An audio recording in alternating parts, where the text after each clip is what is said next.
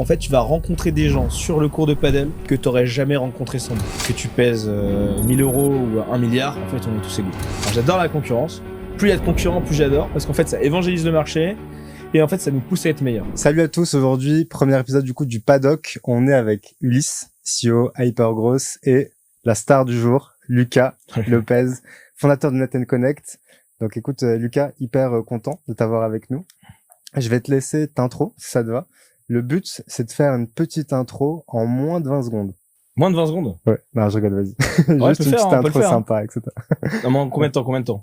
Vas-y, on va petit, dire... Petit challenge. Allez, 20 secondes, go. 20 secondes? Ouais. Lucas Lopez, fondateur de Net & Connect, qui est un club business autour du padel, et pas seulement maintenant, car on organise aussi des événements corporate pour les entreprises pour répondre à leurs enjeux marketing.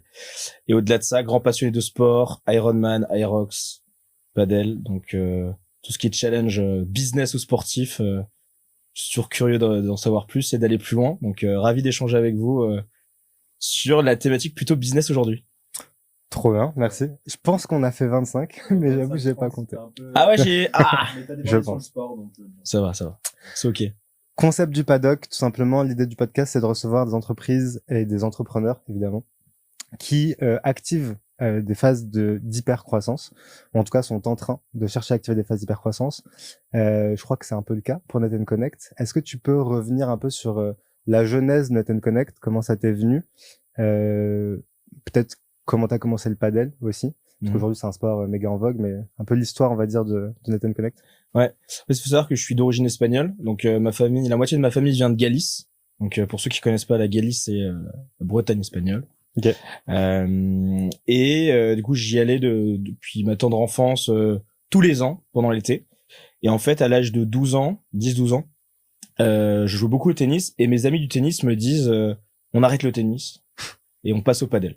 Sauf qu'en France, c'était il y a 16-18 ans, qu'en 2010, personne jouait au padel en France. Et moi, je leur disais, mais qu'est-ce que vous allez faire ce sport de vieux, rester au tennis? J'avais notamment un de mes amis qui était numéro 1 de Galice, donc il jouait très très bien au tennis. Et donc, c'est à l'âge de 10 ans que j'ai découvert le padel, mais je jouais pas du tout.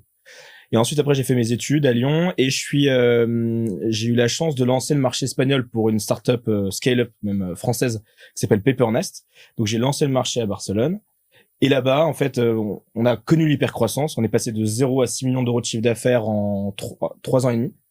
Donc, croissance fulgurante. Et moi, j'étais directeur du marché espagnol, en charge du coup des partenariats stratégiques et de lancer des nouvelles verticales business. Donc, plutôt intrapreneur dans l'entreprise. Et en fait, je jouais au padel avec mes clients, mes partenaires et mon équipe. Et comme j'avais que des Espagnols dans l'équipe, bah en fait, on faisait que jouer au padel tout le temps. Donc, globalement, je jouais 3 fois par semaine au padel. Donc, c'était assez énorme. Et je suis rentré à Paris en 2022. Et en fait, j'ai changé d'entreprise, je travaillais pour Legal Place. Et là, en fait, je devais faire plein d'événements business pour me faire connaître, faire des partenariats. Et je me suis rendu compte que les événements business, c'était toujours la même chose. Des cocktails, des dîners, des conférences. Voilà, c'est difficile de briser la glace, on s'ennuie. Vraiment, je m'ennuyais. Et il y avait qu'un club de padel à l'époque. Et je sais pas, à un moment, un déjeuner avec 2 amis de Barcelone qui avaient aussi bougé à Paris, je leur dis, et si on crée une communauté tech startup padel à Paris, parce que du coup, j'étais dans cet environnement-là. Et j'ai fait un post LinkedIn. Vraiment, c'est vraiment parti d'un post LinkedIn. Et en fait, en 2 mois, on a eu plus de 300 personnes dans un groupe WhatsApp. Et c'est comme ça que j'ai commencé à organiser les premiers événements Net & Connect, qui au début étaient juste une communauté, que je monétisais pas beaucoup. C'était juste histoire de payer les fonds de roulement, tu vois, d'événements, les pistes, etc. Et ensuite, ce qui s'est passé, c'est que la communauté a bien grossi. Et on pourra en revenir, mais moi, je me suis fait revirer d'un poste en CDI d'une personne qu'on a évoquée juste avant. Bon, on rentrera pas dans les détails. Et là, je me suis dit, ok, c'est le moment de me lancer. On a la chance quand même en France d'avoir le chômage. Et en fait, là, on a pivoté. Et je me suis rendu compte que les salariés, la seule réelle raison pour laquelle ils veulent networker, c'est pour trouver un boulot. Et donc, on est passé de communauté tech startup padel à Paris à club business. Et maintenant, c'est club business à accélérateur de business. En fait, on se définit vraiment comme un accélérateur de business. Soit si t'es fondateur, tu viens au club, tu viens jouer au padel et tu fais du business via 10 à 30 événements dans l'année. Soit t'es une marque et tu veux vraiment répondre à tes enjeux marketing, acquisition, fidélisation, notoriété. Eh bien, on t'aide aussi en ce sens. Voilà. Voici la genèse. Ok. Trop bien, hyper clair. Du coup, aujourd'hui, ça s'adresse à la fois à des entrepreneurs, à la fois à des salariés. marque. Ouais. Comment tu fais pour mixer ces deux populations? Est-ce qu'ils fit bien? Est-ce que c'est des enjeux complètement différents? Parce que tu disais, les salariés viennent trouver du taf. Voilà, du coup, c'est pas les enjeux, j'ai bien compris. Les entrepreneurs, eux, viennent pour kiffer. Comment tu fais ce fit, en fait, entre les deux? Ouais, bah c'est pour ça que on a vraiment créé deux verticales distinctes. Donc le club business, c'est vraiment on est une alternative au club business traditionnel, voilà, Chinese Business Club, enfin tous les trucs classiques que tout le monde connaît. Et si tu veux, on a la croisée entre un club business traditionnel et un country club. Un country club, c'est un endroit où c'est facile d'aller faire son padel, son tennis, mais les gens ne se parlent pas, sauf s'ils font du sport ensemble. Donc la vision, c'est vraiment de se dire, on a créé un club qui est entre les deux, qui est entre le club business boring et le country club. Et en fait, ça s'adresse à les entrepreneurs qui font, nous ce qu'on dit, c'est 500 000 euros à plusieurs dizaines de millions d'euros de chiffre d'affaires. Idéalement, c'est des entrepreneurs, c'est vraiment eux qui ont besoin de à la fois de se défouler. En fait, ça reste des entrepreneurs qui en ont marre de ces événements business traditionnels, qui ont pas forcément le temps de s'organiser des sessions de sport, et nous, du coup, on leur mâche tout. Parce qu'avoir un cours de padel à Paris sur un horaire très stratégique comme 19h22, c'est impossible. Donc nous, en fait, on réunit toutes ces personnes-là sur un même lieu, à un même moment. Il faut savoir qu'au padel, en fait, il y a 3 grosses problématiques. C'est trouver un cours, trouver des partenaires et trouver des partenaires de son niveau. Du coup, on répond à tous ces enjeux-là. Et en plus de ça, on leur permet de faire des rencontres exclusives avec des entrepreneurs ou avec des athlètes. On a eu Brahim Asloum, Thierry Omeyer, Robert Pires, Fabrice Santoro qui sont déjà venus à nos événements. L'idée, c'est aussi de mixer tout ça. Et pour revenir sur la partie salariée, la deuxième verticale, c'est pour ça depuis un an, on a développé cette verticale corporate où on répond aux enjeux marketing des entreprises, soit d'acquisition, soit de fidélisation, soit de notoriété. Et là, en fait, l'idée, c'est de se dire, OK, on a un enjeu, ils ont une cible, soit ça va être leurs clients, soit ça va être une cible prospect. Et là, on est une alternative à un salon. Donc, plutôt qu'aller payer ton stand 15, 20, 30 000, en fait, tu vas créer un vrai événement, une vraie expérience pour ton audience. Si c'est de la fidélisation, plutôt que l'amener au Parc des Princes ou à Roland-Garros, bah, tu veux leur faire un événement premium autour du padel et ils vont s'en souvenir. Et pour l'aspect notoriété, c'est ce qu'on avait fait avec Station F. Et là, on a mis un cours de padel en milieu de Station F. Et on avait reçu plus de 2000 personnes qui voulaient venir aux events et 650 personnes sur une journée, que les entrepreneurs. Et donc, en fait, l'idée, c'est plus de créer des événements thématisés en fonction des enjeux des boîtes. Donc, on a le club, c'est que les entrepreneurs parce que eux, ils veulent networker. Et après, t'es salarié, t'as envie de faire un événement, t'as un enjeu, t'es directeur commercial ou t'es CMO, on peut te le faire. Voilà. Ok, trop bien. Tu disais qu'il n'y avait pas beaucoup de place dans Paname pour jouer au padel. C'est vrai, c'est un truc que moi j'ai vachement entendu. Moi, pour le coup, je pratique pas, mais j'ai beaucoup entendu parler de ça. Comment tu fais? Toi, je sais que t'arrives forcément, t'organises plein de trucs de padel. T'as des deals avec les clubs de padel? Comment tu trouves et qu'est-ce qui gagne en fait à faire venir Nathan Connect? Ouais, très bonne question. Effectivement, à Paris, il faut se dire juste Paris intramuros, il y a un cours pour 100 000 habitants, il y a que 20 cours. Et après, il y a plein de clubs qui sont en train de se créer aux alentours, en proche banlieue. Donc ça, c'est génial.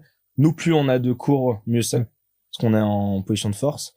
Bon, l'avantage, c'est maintenant, on est quand même très connus. Ça fait 2 ans et demi, presque 3 ans que les clubs nous connaissent. Et donc, en fait, dès qu'il y a un nouveau club qui ouvre, ils nous contactent parce qu'en fait, on est quasiment les seuls à faire le B2B comme nous on fait. Du coup, c'est assez drôle aussi parce que les clubs de padel pensent qu'on fait du team building alors qu'on crée vraiment une expérience premium. Donc voilà, c'est assez marrant, mais on leur apporte donc pourquoi ils travaillent avec nous en fait. Nous, on privatise tout l'espace. Donc on va privatiser les cours de padel, on va privatiser le clubhouse, on va faire de la restauration. Certains clubs font de la restauration. Donc en fait, on est quand même des gros paniers pour eux. Donc ils sont très contents de nous avoir. Et nous, l'enjeu, c'est toujours d'avoir les meilleurs clubs, de garantir la meilleure expérience pour nos clients, parce que c'est quand même des CEO, ça peut aller du CEO de Conto qui est déjà venu, CEO de grosses scale-up françaises, au directeur de la Banque du Qatar, ou au directeur de Webedia, par exemple. Enfin, on a vraiment du beau monde qui passe maintenant. On a la chance d'avoir plus de 2500 entrepreneurs décideurs qui sont venus à nos événements, sur 60 événements qu'on a organisés. Et en fait, à chaque fois, nous, notre objectif, c'est d'utiliser le meilleur club, d'avoir le meilleur club pour l'expérience qu'on veut donner. Donc, t'as des clubs qui vont être plutôt de 2 cours. T'as des clubs qui vont être de 7 cours, de 5 cours. T'as des clubs qui vont être semi-couverts, couverts. Donc, en fait, c'est vraiment de donner la meilleure expérience à notre client et en fonction de ses enjeux, quoi. C'est toujours pareil. Okay. On essaie quand même de donner une très bonne expérience pour le club et de garantir les meilleurs clubs. Voilà. Donc il y a un gros enjeu de partenariat, pour finir là-dessus. J'étais directeur de partenariat pendant 6 ans avant dans la tech, et c'est vrai qu'il y a un vrai enjeu à être bien apprécié des clubs de padel. Ouais. Ouais, t'as un sujet de communauté aussi, je suppose. Vous êtes Ouais. combien de membres là aujourd'hui? Mmh. Connect, t'as combien de membres En live? fait, on a une communauté, si tu veux, juste Net Connect. On a 10 000 personnes dans le cercle Net Connect, soit qui ont souhaité venir aux événements, soit qui sont venus aux événements. On a 2500 qui sont venus aux événements corpo et club. Et là, on communique pas énorme, mais en gros centaines de membres, quoi, qui payent un abonnement à l'année. On veut garder, en fait, un club exclusif, qui est pas trop de membres. Ça nous intéresse pas d'avoir 1500 membres. L'idée, c'est qu'il y ait 100 membres, centaines de membres qui soient vraiment, contents d'être là, qu'on puisse leur apporter un maximum de valeur.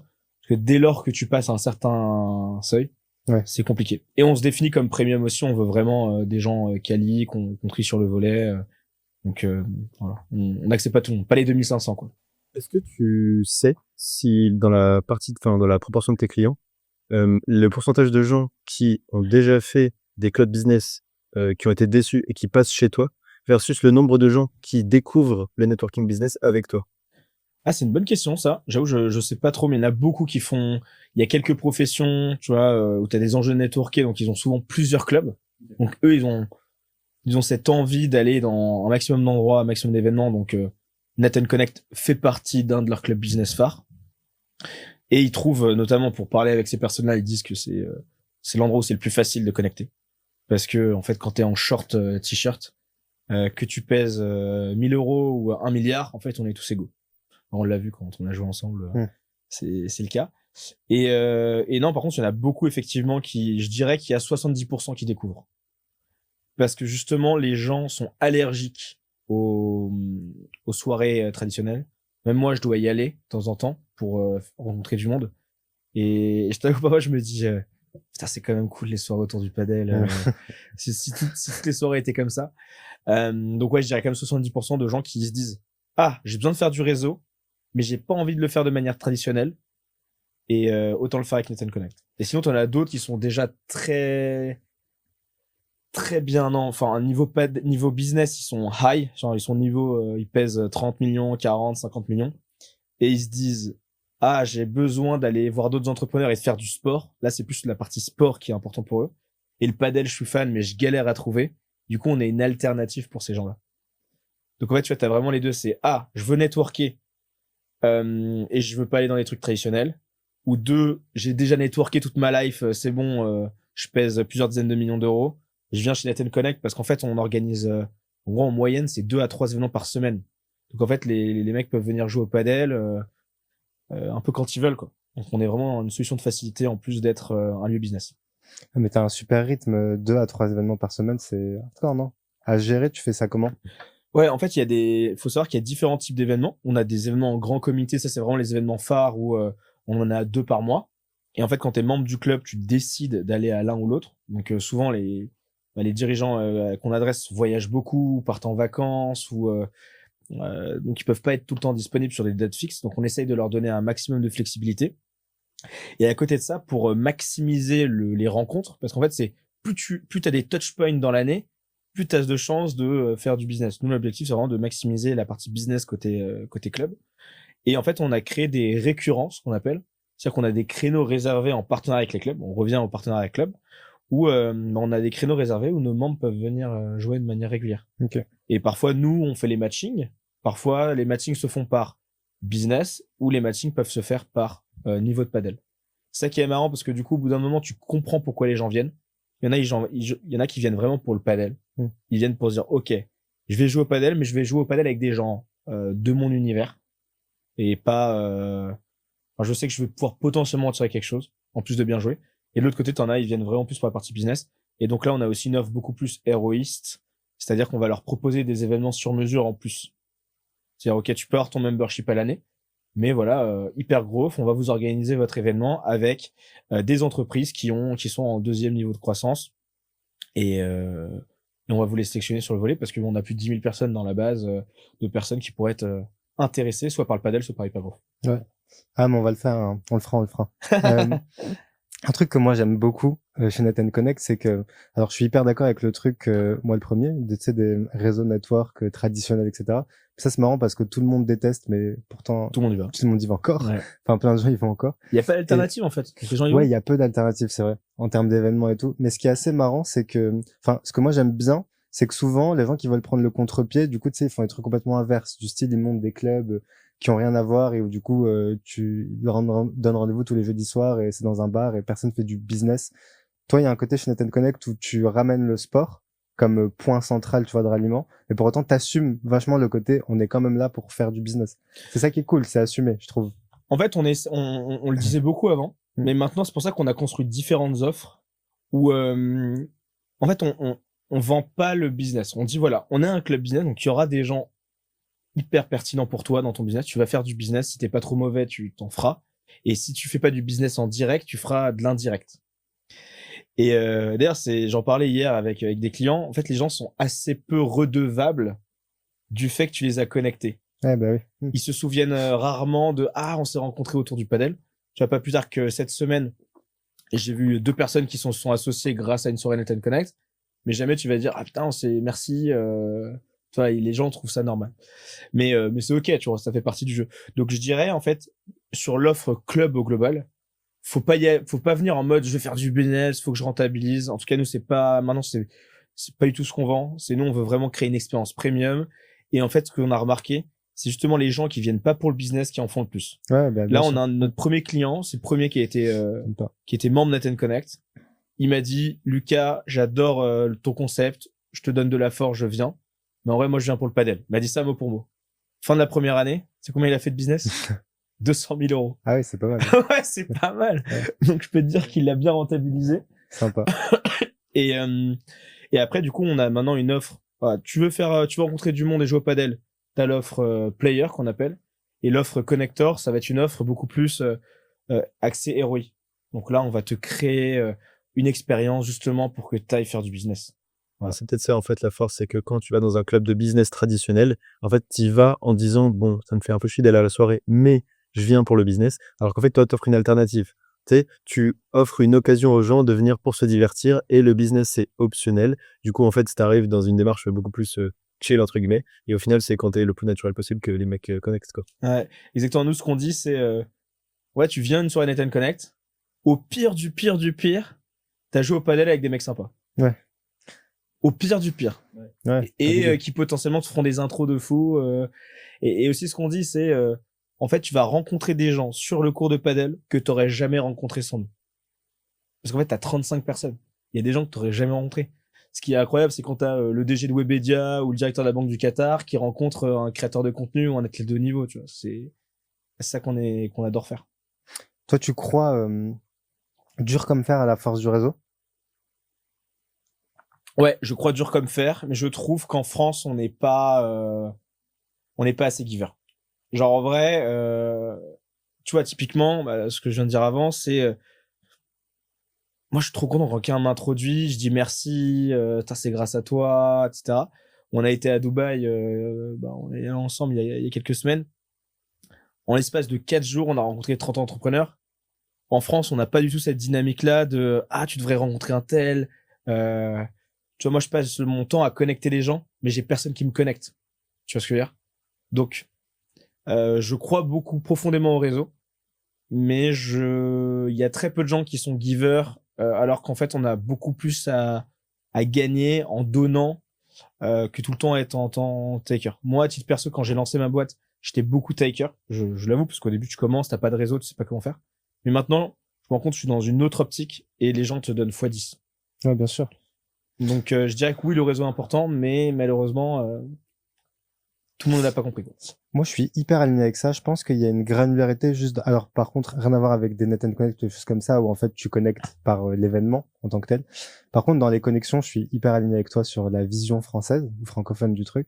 Je pense après, pour avoir été très connecté et pour du coup aussi avoir un job où on connecte un peu les gens, il y a des connexions. Il faut quand même avoir des connexions un peu chirurgicales parfois. Moi, j'aime bien connecter des gens où tout de suite ça fait des bébés, tu vois, si je peux... tu vois ce que je veux dire? Où tout de suite t'es en mode ouais, en fait c'est une évidence. Tu vois. Et donc il y a aussi, j'ai l'impression parfois des momentum, tu vois, de connexion, des momentum qui sont propices à. Surtout dans des après je pense que ça dépend des phases de croissance aussi, mais moi ce que j'observe chez les entrepreneurs que nous on a, c'est que les plus avancés sont des entrepreneurs qui maîtrisent énormément leur énergie, et donc du coup ils ont des énergies de connexion à des moments et des énergies de déconnexion à d'autres moments, tu vois. Donc du coup tu peux pas les connecter à ces moments-là. Moi j'ai déjà fait des mises en relation, enfin j'ai déjà voulu pousser des mises en relation de mecs qui étaient pas réceptifs, du coup alors que c'est des mecs hyper sociables, hyper machin, mais parce que c'est une phase où la boîte est en train de péter, ils ont pas le temps, ou tu vois, des trucs comme ça. Ou même des fois, j'ai des gars que moi j'essaie de connecter qui me répondent ouais, pas tout de suite, on se voit d'ici un mois ou deux, etc. Et au début, ça me perturbait vachement ça, tu vois. Et maintenant, de moins en moins, j'ai remarqué qu'à l'étranger, du coup, pour refaire le pont français X international, à l'étranger, ils sont vachement comme ça, par contre. Ils te mettent vachement de temporalité à des moments quand c'est pas le moment, Ouais. et à d'autres moments. C'est mon constat, tu vois. Ça dépend des Non, phases, mais je là, pense. ce que tu viens de dire, c'est que finalement, bien connecter les gens, c'est un vrai travail. Ouais. C'est un vrai travail de connaître les deux personnes. Ouais, complètement. Et les enjeux des deux personnes et d'avoir une actualisation de ces enjeux. Parce que comme tu dis, si le mec est en mode focus, bah, t'as pas envie Bien sûr. d'être dérangé, quoi. C'est un peu comme, tu sais, on peut prendre des parallèles avec le même, les relations de couple, tu sais, il y a beaucoup une question de timing. Et nous, c'est la même chose, tu vois, dans le networking. Ce qu'on commence à faire, nous, pour résoudre ce sujet-là, c'est qu'on commence à faire des scorecards. Tu vois, des gens, parce qu'on a le même sujet, on plug des clients et des operating partners. T'as un peu aussi ce sujet de matching. Donc maintenant, enfin, je sais pas si tu le mets en place, toi. On met des scorecards avec des soft et des hard skills et des sensibilités, tu vois. Et après, on fait matcher et on se rend compte qu'on arrive avec la data et aussi avec un peu d'intelligence émotionnelle, savamment dosée, d'arriver à mieux matcher les gens. Parce que des fois, tu te dis que t'as des gens qui sont très complémentaires en termes de business, mais avec des caractères qui sont complètement différents. Et bah pour le coup, après, tu fais vite des pétards mouillés si tu fais pas correctement, tu vois. Et en plus, tu vois, typiquement, c'est une question que je vais te poser, c'est que toi, aujourd'hui, tu es dans une phase de business un petit peu spécifique. Tu disais qu'on te connectait pas parce que tu es à un stade plus avancé qu'une immense majorité d'entrepreneurs, mais tu es toujours en croissance, donc t'es pas celui qui a, en gros, 30 millions et vitesse de croisière. Est-ce que toi, tu arrives aussi à avoir... Est-ce que tu rencontres beaucoup de gens qui sont dans ta phase de croissance, tu vois? Et est-ce que des fois, tu te dis pas, putain, le mec, il est trop intéressant, mais on parle pas tout à fait le même langage, tu vois? En fait, c'est intéressant. Tu vois, dans le club, globalement, la moyenne d'âge, c'est 35-40 ans. Donc, c'est des gens qui sont quand même plus avancés que moi en termes de business. Mais ce que je remarque, c'est que les gens qui sont en hyper scale, qui sont vraiment en mode scale, ils ont pas le temps de venir. Ils sont hyper focus et ils ont pas le temps. J'étais avec un client là, hier, ça faisait 3 mois que j'avais pas réussi à le choper, qui venait plus aux soirées. Il me dit, là, je suis en train de lancer une nouvelle vertical business. Je suis c'est un peu ce que je te disais tout à l'heure, tu vois. Exactement. Ouais. Et donc les mecs qui voient, parce qu'en fait moi mon travail c'est de connecter les gens, c'est Net & Connect, ouais, c'est les événements, etc. Donc moi je dois aller aux événements parce que ça fait partie de mon travail. En revanche, les gens qui sont dans le même degré de croissance que moi, je peux pas les rencontrer parce qu'ils sont en mode full focus. Donc en fait aujourd'hui je rencontre soit des gens moins avancés, soit des gens vraiment plus avancés qui sont finalement dans mon club, qui ont un peu plus de temps maintenant, quoi. Ouais. Donc il y a un peu cette traversée du désert, ou je sais pas comment on peut l'appeler, mais cette traversée focus dont tu parles. Bah, j'arrive à en parler à quelques-uns parce que maintenant le réseau commence à être assez étendu, mais effectivement c'est des gens qui sont difficiles à catcher, quoi. Ouais, je pense qu'il y a un gros enjeu. C'est marrant parce que c'est vraiment ma semaine communauté. J'en ai parlé un peu toute la semaine des sujets communautaires et tout. Et il y a un vrai enjeu, tu vois, dans ce que tu as dit. C'est un peu, enfin, t'as reformulé ce que je disais en disant il faut bien connecter les gens. Je suis d'accord avec toi. Moi, j'ai un gars, on rémunère un mec chez Hyperrose pour nous connecter.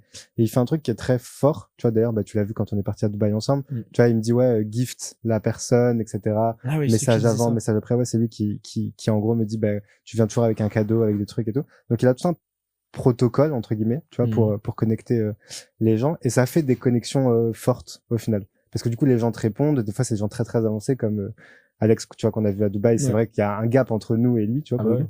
Mais pour autant disponible.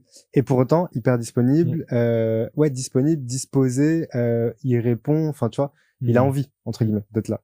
Et du coup, ma question, du coup, un peu derrière, est-ce que tu identifies le fait que, est-ce que ça, c'est pas un levier pour toi, potentiellement? Parce que vu que tu connectes plein de gens, d'une certaine façon, le levier pour toi de croissance ou le levier d'amélioration de ton expérience client, est-ce que c'est pas de chercher à connecter encore mieux les gens? Et si oui, comment?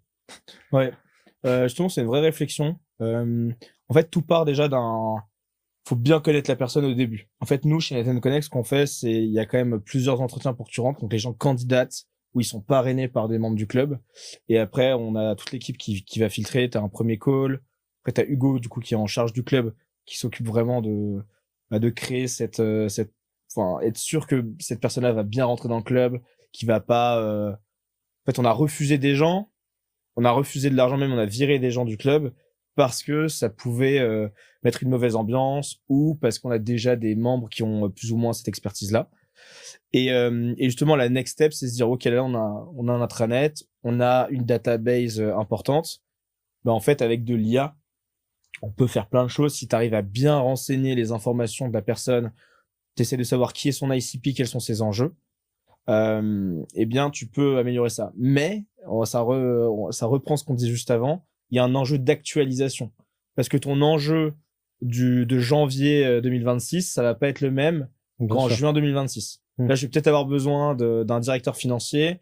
Demain, je vais recruter 10 personnes. Donc, c'est un mec en recrutement dont j'ai besoin. Donc ouais, après demain, c'est ce qu'on est en train de faire, tu vois, c'est de créer une sorte d'annuaire global de Net & Connect. Et en fait, on peut te pousser des gens et après on peut te mettre en relation avec ces personnes-là. Donc peut-être à terme, ouais, ça va être ça et qu'en fait la personne fasse un peu son marché en mode je veux rencontrer Kylian, je veux rencontrer Ulysse. Je fais OK, nickel, je vous fais une intro. OK. Ouais, ok. En fait, donc du coup, t'as quand même je comprends. J'essaie en fait d'identifier aussi, tu vois, les points structurels qui font la diff entre ta phase 2 et ta phase 3. Du coup, du coup, je connais un peu Net & Connect pour le coup, mais tu vois, ça c'est un sujet. Typiquement, l'actualisation de la data, c'est hyper intéressant. Je pense que tu vas le résoudre un peu via ton intranet, d'une certaine façon. Ouais, et en gros, l'idée c'est ce serait quoi? Ce serait d'avoir une sorte de questionnaire, c'est ça, qui part peut-être tous les mois ou comment t'actualises la data? Ouais, en fait, il y a un premier sujet globalement, tu peux mettre l'information sur qui est dans notre réseau. Ouais. Tu vois, je te parlais de 2500 personnes qui sont venues à nos événements. Bon, on pourrait mettre les 2500 personnes qui sont venues sans, bien sûr, niveau RGPD, pas leur donner les infos, mais au moins créer une sorte de mini LinkedIn du padel, tu vois. Et en fait, déjà, toi, tu peux aller filtrer. OK, moi, j'ai des enjeux tech. OK, moi, j'ai des enjeux trucs. Voir un peu qui est les experts et nous, on peut les introduire parce qu'en fait, ils sont déjà venus à nos événements, on les connaît. Et après, il y a le deuxième enjeu, effectivement, que tu dis, c'est envoyer un questionnaire très simple à la fin du mois. Déjà, qu'est-ce que tu as pensé de ton expérience du mois, etc. Et où t'en es aujourd'hui, quels sont tes enjeux, comment on peut t'aider. Et là, tu récupères cette data, tu la nourris dans une base de données, et ensuite tu peux faire les bonnes intros. Mais là, c'est un vrai sujet qu'on veut faire cette année pour améliorer l'expérience, parce qu'on sait que, enfin, nous, on veut pas s'arrêter à ce que font les autres. On veut vraiment demain, on veut les meilleurs du monde qui viennent chez nous. Aujourd'hui, on est à Paris. L'objectif, c'est d'aller à l'international et on se dit, putain, demain, si on arrive à connecter via le padel un CEO qui pèse des centaines de millions à Paris avec un mec à Dubaï, enfin, c'est magnifique. Ok. Attends, je vais mettre un contexte parce que comme ça va être un peu plus simple. Net & Connect, ça a quel âge là? 2 ans? 1 an et demi? 2 ans. 2 ans, ok. Donc, phase 0 à phase 2 en 2 ans, on va dire. Donc là, t'es phase 2. C'est quoi phase 2? Comment tu définis la phase 2? Un peu pour mettre du contexte. En gros, phase 1 pour moi, c'est tu trouves ton PMF, tu vois, t'as ton product market fit, ok. Phase 2, t'as commencé à scaler, si je peux dire ça comme ça, t'as pris de la traction sur ton product market fit. Et là, en fait, phase 2, 3, c'est vraiment la phase de scale pour moi. Scale, là, t'es en phase, tu sais très bien que quand on était à Dubaï, tu te rendais compte que d'une certaine façon, tu pourrais faire ça et ouvrir un deuxième club. Il y a d'autres idées de focus, mais ce que je veux dire, c'est que cette année, enfin, c'était venu parce que du coup, on a commencé à bosser ensemble en janvier, pardon. Et c'était un peu aussi pour ça, pour structurer la boîte, te permettre d'être en phase de structuration, justement. Donc pour moi, ça c'est phase 2, justement. C'est pour poser le contexte pour cette année. C'est quoi un peu tes enjeux de cette année? Donc on a évidemment les enjeux de structuration. Là, du coup, j'entends les enjeux d'amélioration ou de tracking, on va dire un petit peu on va pas dire ça comme ça, mais l'intranet, on va dire des membres, etc., pour améliorer l'expérience client. Ok.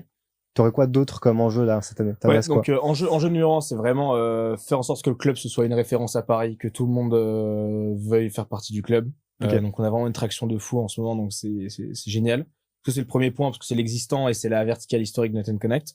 Là ce dont je parlais, c'est que je m'occupe à titre personnel du développement de la verticale corporate. Donc là c'est des marques qui ont leurs enjeux marketing et vraiment de leur co-créer un événement sur mesure pour répondre à leurs enjeux. Donc, on a déjà travaillé avec Conto, avec Station F, avec Vivatech, avec Alpine. Donc, on a vraiment des beaux noms maintenant et on est en mesure de pouvoir adresser à peu près n'importe quelle entreprise. Donc ça, c'est génial. Donc c'est vraiment de développer ça. Et la troisième verticale vraiment cette année que j'aimerais bien développer, c'est trouver un lieu où on puisse vraiment avoir un point d'ancrage où on pourrait réunir tout notre écosystème. Parce que finalement, il commence à être énorme à Paris. Et vraiment un lieu de vie à la fois avec du sport, du padel, mais aussi un aspect business, où on pourrait mettre aussi les coworking, plus les bureaux de Net & Connect. Ça, ce serait vraiment la next step. Et une fois que tu as ça, en fait, faut imaginer une pyramide. Tu as la communauté, on l'a. Tu as le club et le corpo. Et en fait, la dernière étape de la pyramide, c'est le club.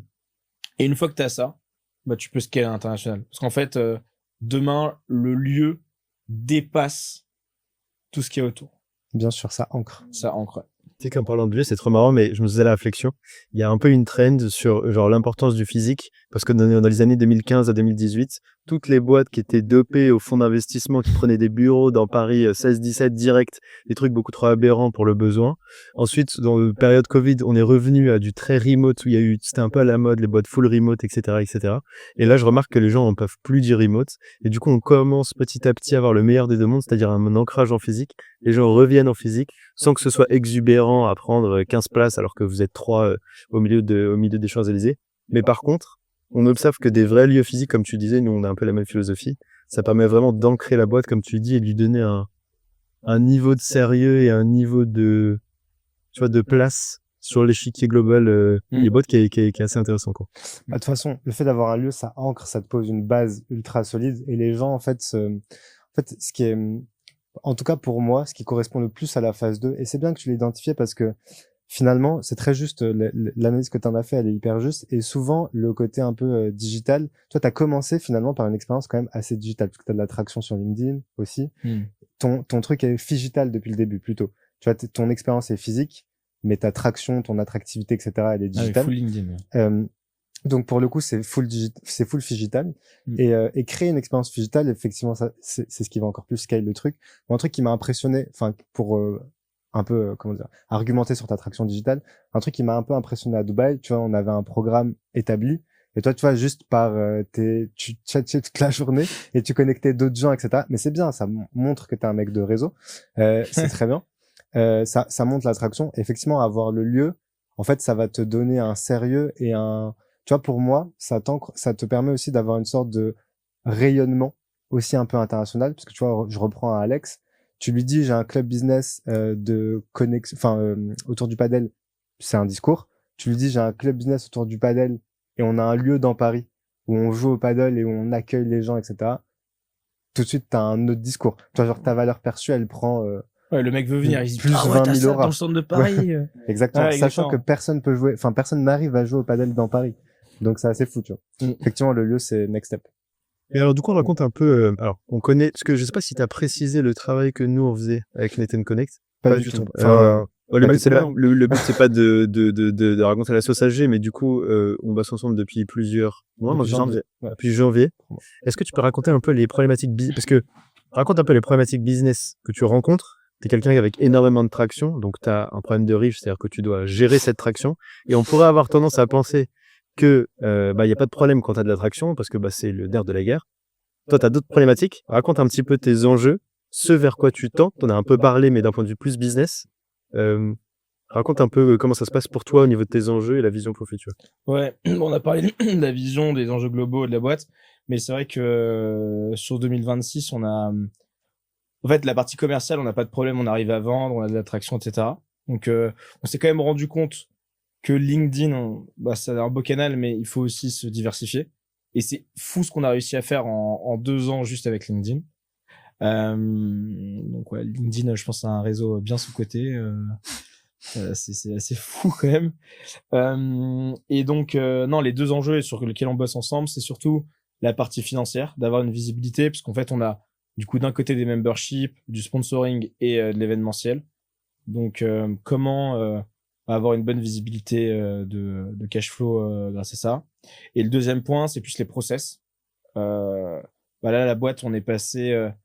moi, j'étais tout seul, du coup, il y a 2 ans. Au bout d'1 an, on était 3. Et là, on va être 10, là. On est 10. Donc, grosse aussi de traction. Et en fait, tu dois former les gens, tu dois mettre en place des process. je peux plus être partout. Donc on est vraiment dans cette étape-là de Lucas qui fait tout, avec Hugo qui s'occupe vraiment du club et qui m'aide beaucoup là-dessus, mais il y a une équipe qui doit appliquer des process, la Secret Sauce Net & Connect, que vous avez la Secret Sauce SG. Mais voilà, donc travailler des process avec vous aussi, qui est important. Et c'est très sous-estimé, on se rend pas compte de l'importance de ça. Et en fait, maintenant, je comprends mieux le passage de je suis tout seul solo founder à je crée une vraie boîte. Et en fait, on se rend pas compte de l'étape. En fait, j'ai l'impression que faire 500 000, 1 million, ça va.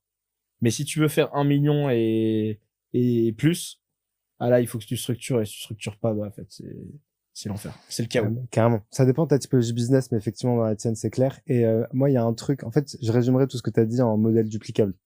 En fait, ton vrai enjeu, c'est d'avoir un modèle qui est duplicable pour pouvoir... parce qu'il y a un truc que t'as pas cité, mais c'est normal parce que mes clients le citent jamais, enfin les clients âgés souvent, mais c'est l'écosystème. Mais toi, tu l'as vachement. Je sais qu'on en parle. C'est vraiment la notion d'écosystème. Toi, tu l'as sur tes trucs un peu externes. Moi, j'ai vraiment l'impression que la phase 2, c'est la phase où les dirigeants, ils se connectent à est-ce que j'ai la volonté, capacité de créer un écosystème. Dans ton cas, ce serait criminel de ne pas le faire parce que c'est clair que dans le padel, il y a la possibilité de le faire. T'as une image que tu donnes tout le temps. C'est que on a l'impression que la croissance, c'est une courbe un peu classique comme ça. Et aussi, tu as énormément de contenu sur la phase 1 de croissance. Tu vois, comment faire de l'acquisition, etc. Alors, le marketing et l'acquise, t'en as, franchement, t'as de quoi faire. Mais en fait, t'expliques souvent que la croissance, c'est un escalier, en fait. Et après une phase où tu up, t'es un peu obligé de stagner, mais stagner, entre guillemets, pour structurer. Et une fois que t'es backé, là, tu remontes. En fait, c'est un peu en escalier. Est-ce que tu dirais que toi, t'es au début est-ce que t'es au début d'une phase comme ça, phase escalier? Est-ce que t'es en phase de structuration? Comment est-ce que tu gères les deux? C'est une bonne question. Ouais, c'est pas mal. Mais en fait, l'escalier, on essaye toujours de le faire monter. Tu vois, je dirais que c'est du... en fait, là, en ce moment, on bosse énormément. C'est-à-dire qu'en fait, la semaine, tu closes et le week-end, tu travailles tes process, tu essaies de bidouiller un peu, tu vois.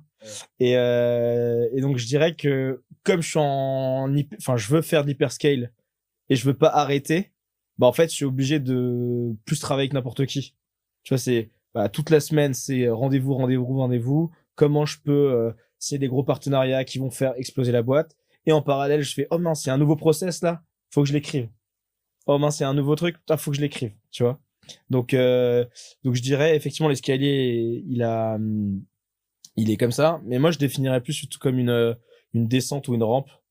J'essaye qu'il y ait le moins de trucs, mais effectivement, il faut quand même se poser et accélérer. Ouais. Moi, je pense que enfin, du coup, mais parce que moi, c'est ma vision, c'est la vision escalier. Mais pour moi, t'es plutôt en fin de palier. Tu vois. C'est-à-dire que t'as pas eu un palier de stagnation, de malade, etc. Mais c'est pas grave, parce que des fois, t'as des paliers, ça prend un mois. Quoique, j'ai fait, tu vois, pour donner à titre perso, j'ai fait le pire mois de Net & Connect en 1 an et demi, moi, à titre perso, en closing, en février, là. Ouais. Parce que je pense que j'avais beaucoup de choses. On est allé à Dubaï, par exemple. Et surtout, le lancement de nouvelles verticales. Je me suis rendu compte que travailler avec les corporates, ça prend beaucoup plus de temps que signer un fondateur, qui candidate au club. Donc, voilà, c'est aussi un learning de, le corpo. Il y a des plus gros tickets moyens. Mais par contre, ça prend beaucoup plus de temps. Tu sais que c'est un très bon indicateur, en vrai. Parce que ce que ça veut dire, c'est que du coup, t'étais plus reculé. Donc, t'étais sur d'autres sujets. Donc, t'as plus pris ta posture, en vrai, de CEO. Et donc, du coup, t'étais moins dans les ventes club, etc. Donc, c'est pas toi. Et comme t'es sur les corpos, que le cycle de vente est plus long, du coup, tu vends moins, tu vois. Par contre, cette semaine, on a fait la meilleure semaine ever. donc, t'as rattrapé. Pas déconner non plus. Non, mais à un moment, c'est bon, là. 1 mois sans closer, c'est bon. Mais c'est non. Et un truc hyper intéressant, j'aimerais que tu nous donnes un peu ton avis là-dessus, c'est que, tu vois, par exemple, Dubaï, c'est marrant, tu dis que t'as pas beaucoup closé, mais peut-être que t'as rencontré des mecs qui vont te faire x50 dans 1 an et demi, 2 ans. Donc, il y a une phase que t'as vécue très récemment, c'est la phase de délégation. Surtout que t'as un profil très fonceur. Je pense que t'as jamais été solopreneur, je crois, mais je pense que t'aurais été un excellent solopreneur, sauf erreur. Je suis qu'est-ce que t'appelles solopreneur? Solopreneur, c'est t'as ta propre boîte, mais t'as pas vocation à la faire grossir. C'est-à-dire que c'est ton activité et t'es seul. Tu veux pas de collaborateur, quoi. C'était ça au début, hein. Ouais, mais tu savais que t'allais structurer une équipe. Oui, t'as toujours voulu. Oui. Et aujourd'hui, t'as un profil très fonceur. Tu te rends compte qu'il faut que tu délègues, tu vois. comment t'abordes le truc? C'est quoi les enjeux? Est-ce que tu as des difficultés? Qu'est-ce qui se passe dans ta tête quand tu dois déléguer alors que toi tu vas à 150? Ouais, ouais, rigoler. Ah, parce que je suis en mode no limite, no limite. Non, c'est dur, parce que j'ai 10 000 idées à la minute, je vais super vite, même je vois que mon équipe, ils viennent d'arriver, ils se disent, mais c'est qui ce malade? Non, mais j'ai la chance d'avoir, Hugo, là, ça fait 1 an qu'il travaille avec moi, franchement, c'est le seul qui me comprend un peu, enfin, qui me comprend vraiment bien, et du coup, il est en mesure d'appliquer rapidement ce que moi je veux mettre en place. Enfin, je le mets en place, en fait, je teste. Ce que j'adore, c'est le 0 to 1. C'est vraiment se dire, OK, j'ai identifié un besoin, je sais comment y aller, je le craque, et après, je le mets en place. Mais après, le faire 10 fois, ça m'intéresse pas. Donc, ouais, ce que j'adore, c'est le faire 1 fois, 2 fois, 3 fois, montrer les économiques derrière. Voilà. C'est ce que je faisais avant de monter Net Connect. En fait, j'ai lancé 10 business différents en interne dans les boîtes. Donc, et puis mes anciens managers, ils me disaient, vas-y, fais ton truc, là, parce que, et en fait, dès lors que je m'ennuie, je délègue.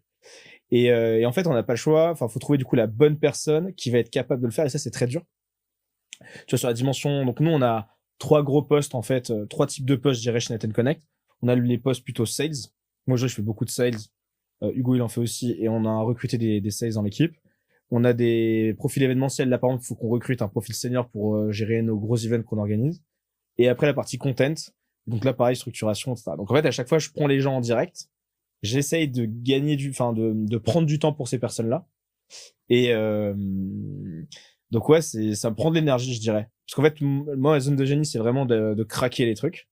Et donc, je dois prendre sur moi pour former les gens, pour mettre en place des process, parce que c'est ça qui va me libérer du temps demain. Donc voilà, je dirais que c'est ça, et c'est très dur. Enfin, par exemple, là, depuis 2026, je fais que ça. Et raison pour laquelle j'ai fait mon pire mois sales, parce qu'en fait, à côté, Ouais. j'ai fait des process. Ouais, mais c'est peut-être la raison pour laquelle tu vas faire ta meilleure année aussi, à la fin, tu vois. Ouais. J'espère. Sûrement, mais ouais, clairement. C'est hyper intéressant, mais c'est vrai que moi, je t'ai trouvé plutôt pas trop mal. En tout cas, depuis qu'on bosse ensemble, je t'ai trouvé bon délégateur. Mais c'est vrai que c'est un peu aux antipodes de ta personnalité de base, parce que t'es plutôt un fonceur de malade, et un truc qui est dur, je pense, à gérer, c'est quand t'as l'impression que c'est moins bien fait que c'est toi qui le faisais, je suppose. Ouais. Tu dois vivre un peu ça, non? C'est horrible. Parce que moi, je suis hyper exigeant. Genre, moi, j'ai une famille franco-espagnole. Du coup, j'ai pris des taquets dans la gueule quand j'étais gamin. Mes parents étaient assez durs quand même. Et mais du coup, j'ai eu une très bonne enfance, hein, c'est très bien passé. Mais c'est la confession.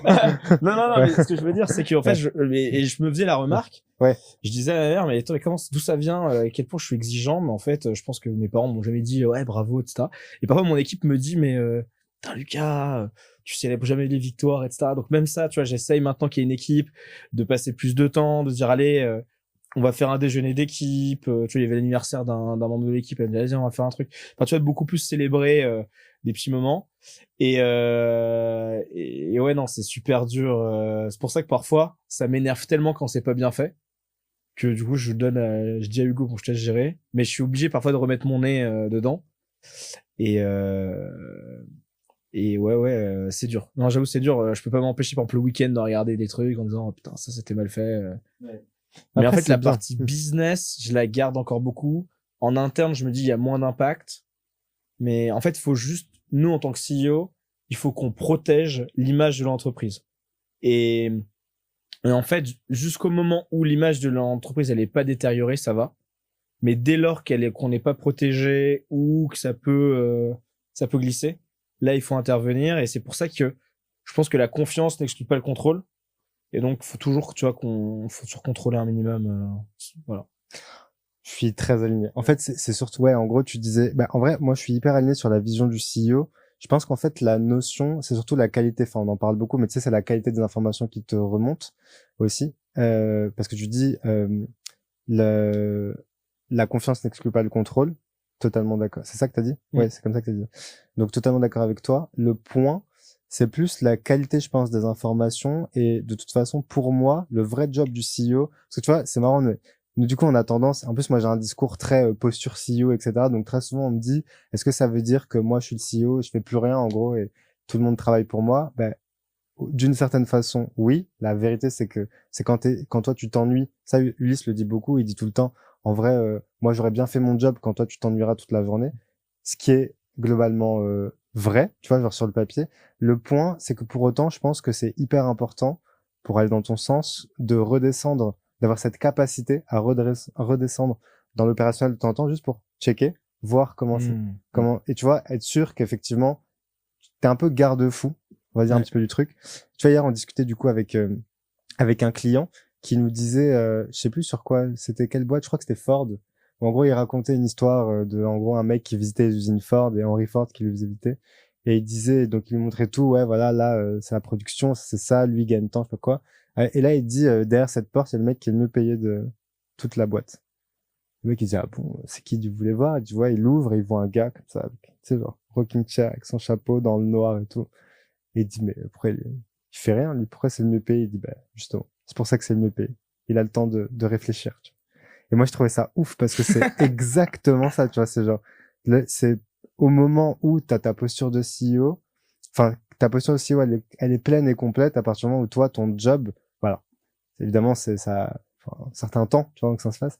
Mais où toi, ton job, c'est de t'ennuyer, d'avoir le temps, en fait, de créer, de connecter, de passer au stade supérieur. Parce que du coup, tu peux venir avec beaucoup plus de profondeur, tu vois, et d'impact, en vrai, sur les petits trucs. Et en vrai, honnêtement, en tout cas, nous, parmi les boîtes qu'on accompagne, je trouve que tu le fais pas trop mal pour l'instant. Tu vois, genre, t'arrives bien à venir, à siloter, à déléguer des trucs et tout. C'est contraire à ta personnalité de base, je trouve. En tout cas, moi, tel que je te connaissais avant. Bah, il n'y a pas le choix, c'est tout. Ouais. Ouais, non, mais c'est fort. Mais en vrai, je le souligne, c'est pas pour te illustrer, mais je le souligne parce que c'est vrai. Tu vois, genre, il y a peu de fondeurs. Et en vrai, tu vois, j'allais te demander, mais je vais répondre à la propre question que je n'ai pas posée. Mais, pour moi, la vraie diff, tu vois, entre la deuxième et la troisième phase de croissance, le vrai petit bouton à tourner pour faire la diff, c'est toi. C'est le fondateur. Si lui, il switch, la boîte, elle switch. Et tu vois, genre, c'est à quel point toi, en fait, tu vas avoir la capacité de repenser ton propre job, de déléguer, de donner les clés. Aujourd'hui, qui c'est qui gère l'aspect financier? Genre, qui c'est qui a la validation sur les virements, un truc comme ça? C'est moi. Ok. Full toi. Ouais, aujourd'hui, ouais. Ok. Mais tu vois, ça, on est par en exemple, train de le processer, ça. ouais. Ça, par exemple, on a un vrai sujet. Mais attention, hein, genre, je comprends à 100%, même moi, alors que c'est mon job, tu Ah, vois. qui fait les virements? Ouais, Non, c'est pas moi qui fais le qui virement. valide à la Non, fin non, j'ai quelqu'un. les montants. Ah, ok, bien. Mais je dis, mais elle me fait passer les éléments et. Ouais, bien sûr, tu contrôles. Oui, Ouais. je contrôle. Non, mais tu vois, elle Ouais. me dit par exemple fin de semaine, voilà les virements à faire, ok. Ok. Mais non, c'est pas moi qui les fait. Ok. Ah, Non, c'est non, ça bien. j'ai délégué. Ah, c'est Non, bien. non, Mais mais il y a plein de ça, trucs c'est un que vrai en indicateur, tu vois. fait, il faut savoir que je suis, en fait, les trucs que je déteste faire, je déteste vraiment les faire. Et donc, Ouais. je trouve toujours des moyens de le déléguer. Après, je trouve le plus dur, c'est de trouver la bonne personne en qui tu as confiance pour le faire. Ok. Parce que c'est ton petit bébé, tu te dis, allez, Bien sûr. les virements, allez, les petites dingueries et tout. Mais non, ça va, écoute. C'est un des trucs que nous, je me rends compte que c'est un de nos plus gros tafs, on le verbalise pas. Mais tu sais, donc c'est pour ça qu'on aime bien dire qu'on bosse pour le dirigeant et pas pour la boîte. C'est qu'en fait, un des enjeux, c'est de venir mapper. Bah, c'est un peu les délires de scorecard dont je te parlais. Le dirigeant. Parce qu'il y a un peu de ça, moi, une des questions que j'aime bien poser, c'est à qui t'accordes ta confiance et dans quel contexte t'accordes ta confiance et quels éléments t'as besoin de voir pour accorder ta confiance. Et du coup, une fois que t'as ça, tu peux dire, bon, bah, ça veut dire que si jamais on arrive à trouver quelqu'un ou quelqu'un te montre ce que tu as besoin, tu vois, typiquement, tu parlais de ton exigence, bah, si jamais on arrive à verbaliser le fait que toi, tu marches à l'exigence, si demain, une personne te montre exactement le degré d'exigence, si ce n'est plus élevé, bah, du coup, toi, tu es en safe place. Exactement. Ouais. Et donc, il y a un sujet aussi de mapper, et tout le monde n'est pas comme ça, hein. Il y a un sujet un peu de mapper tes points critiques de confiance. Et du coup, tu arrives à matcher avec les bonnes personnes. Nous, typiquement, on a un mec qui a rejoint la boîte là il n'y a pas longtemps, bah Ben. Ben, il arrive, il a un degré d'exigence spécifique supérieur au nôtre sur plein de trucs. Et donc, en fait, on se rend compte que c'est hyper facile de lui déléguer. Parce que il a, sur des points critiques où nous, on a besoin d'avoir, tu vois, lui, en fait, il monte le niveau. Donc, t'es en safe place. Et nous, je me rends compte que c'est le truc qu'on fait avec le plus des gens qu'on accompagne, c'est de mapper un peu les équipes et de voir qui est-ce qui peut prendre cette confiance-là. Parce que c'est dans ces conditions où t'es en mode, bon, c'est quoi? Je pourrais te donner mes enfants, vas-y, fais ta sauce, quoi. Ouais, complètement. Tu disais que tu étais exigeant. Je pose une question qui n'a rien à voir, mais est-ce que tu penses qu'il faut avoir de l'ego pour être un bon entrepreneur? Est-ce que tu penses qu'il faut avoir de l'ego? Enfin, comment tu vois l'ego d'un entrepreneur? Moi, je rencontre beaucoup d'entrepreneurs qui ont de l'ego, personnellement. Moi, je pense que j'ai aussi de l'ego, d'une certaine façon. Est-ce que tu penses que c'est important pour faire grandir une boîte? Je pense que c'est important d'avoir de l'ego. mais il faut savoir aussi le mettre de côté à certains moments, tu vois. Et se dire, faut accepter le fait de ne pas être la bonne personne sur les sujets. Bon, pour revenir à ce que tu disais, tu vois, moi maintenant, j'ai un process assez clair sur le recrutement. Quand je recrute quelqu'un sur des postes high level, je dis ok, je mappe la personne que je veux, je fais un poste, etc. Parce que j'ai fait plein d'erreurs de recrutement là depuis 1 an, et maintenant j'arrête de faire n'importe quoi, je processise la chose. Donc j'ai une fiche de poste, je fais passer les entretiens, donc j'ai 2-3 personnes qui font les premiers entretiens. Business case automatique, si la personne ne peut pas faire de business case, ciao. Donc tu peux voir le niveau d'exigence de la personne sur un business case. Ensuite tu fais l'entretien, tu vois si ça fit, niveau d'exigence qu'elle a fait. Après, un truc qui fonctionne très bien, c'est tu fais des ref calls. Donc là, tu fais des ref calls avec ses anciens dirigeants. Et même moi, j'aime bien, c'est le ref call un peu sauvage, tu vois. C'est, tu appelles quelqu'un qui était dans la boîte, mais que la personne t'a pas donné. Et ça m'a évité quelques heures. quelques erreurs, ouais, franchement. C'est bien ça. Et en fait, pour revenir aux A-players, là, tu parlais de Ben. En fait, un A-player, tu le vois dès la première semaine. En fait, tu lui donnes des tâches et en fait, il fait l'extra mile. Et j'en ai eu que 2-3 comme ça. Et en fait, là, tu dis t'es un player. Et après, moi, en fait, pour parler de confiance, moi, je donne ma confiance par défaut. Je dis, ok, je te file ma confiance. Par contre, si tu la perds, c'est mort, quoi. Et donc, derrière, donc j'ai des A-players, normalement, ils gagnent la confiance, ils gardent. Ils font toujours l'extra mile, ils font toujours le truc du dessus pour rester dans la boucle. Et donc, tu vois, moi, quand je rencontre des A-players, l'idée, c'est qu'ils soient meilleurs que moi sur les domaines. Donc, je mets mon ego de côté en disant, ok, cette personne-là, elle est meilleure en finance que moi. Que cette personne-là, elle est meilleure que moi en process. Que cette personne-là, elle est... Mais par contre, j'ai un ego, je pense, important sur ce que je sais faire. Je pense que je suis profondément... Enfin, je me connais, je suis profondément sûr que je suis le meilleur aujourd'hui pour faire le 0 to 1 sur des nouvelles verticales. Tu vois. Ouais. Aujourd'hui, pour lancer la verticale corporate, je suis certain que je suis la meilleure personne pour le faire. J'ai été la meilleure personne pour lancer le club business. Il y a 2 ans, quand j'ai lancé, les gens me disaient, mais qu'est-ce que tu vas faire du networking sur l'eau? Mais non, c'est pas du paddle, c'est du padel. Ah, d'accord, ok. Et j'y crois pas à ton truc, tu feras jamais 1 euro. Bah voilà, moi j'étais sûr qu'il y avait un truc. J'ai défoncé le truc et j'y suis allé. Là, la corpo, je sais qu'il y a un marché. Tu parlais de PMF, bah là, il y a un PMF. Je vais le défoncer, tu vois. Et donc, pour moi, je suis le meilleur là-dessus. Donc là, j'ai un ego là-dessus parce que je sais que je suis bon. Mais par contre, je mets mon ego de côté pour le reste. Et je pense qu'il faut avoir son ego. Un bon entrepreneur, c'est quelqu'un qui est capable d'avoir un ego bien placé. Ouais, je suis très aligné. J'ai remarqué un petit cheat code pour terminer, c'est que tu places ton ego sur la volonté de vouloir progresser.